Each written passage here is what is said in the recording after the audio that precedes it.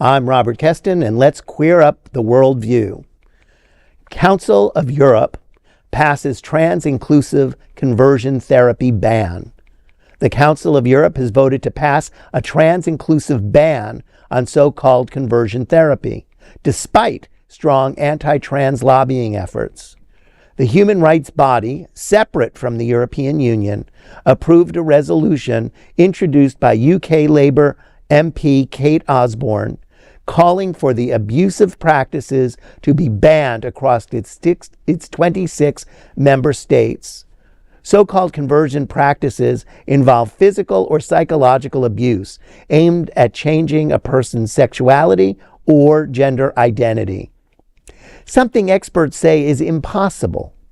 These practices are often linked to conservative religious groups and can include extreme methods like shock therapy. 71 members voted in favor of the ban, with 26 against and 2 abstentions. Osborne wrote, quote, "Conversion practices have no scientific basis and have harmful consequences on the individuals," unquote, warning that they increase depression, PTSD, and suicide risk. The ban passed despite opposition from Sex Matters. The Good Law Project called the vote a major win. This is a serious issue, and you were talking about kids before, and here's another area where children are the ones that get the brunt of it. But even in Tennessee, as we said before, they're calling for the death penalty of parents and doctors. So we also are feeling the pressure of the religious right. And it goes after what we always called the low-hanging fruit, where they can get the most support, and they can also divide our own community into different factions because people get scared. So the fact of the matter is, we have to be better informed. We have to know the science. It's just like you hear about trans women in sports. The numbers don't justify the attention at all. There's like 3 women that like to fight to play. There are 7 in the NCAA, I believe.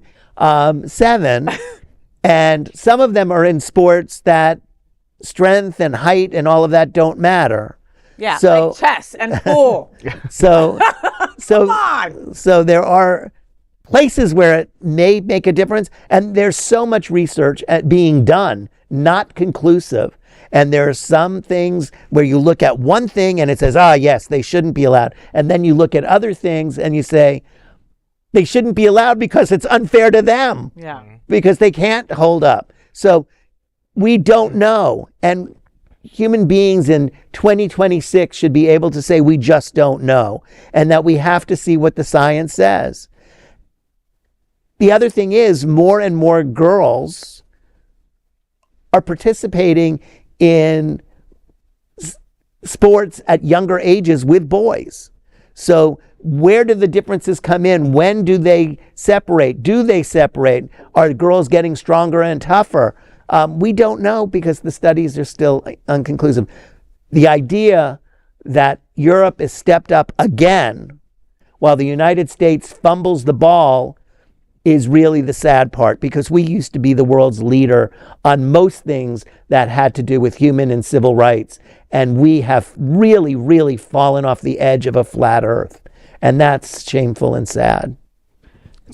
It's just crazy how they they talk so much negativity about trans kids and mutilating and stuff, but they're okay with shock therapy.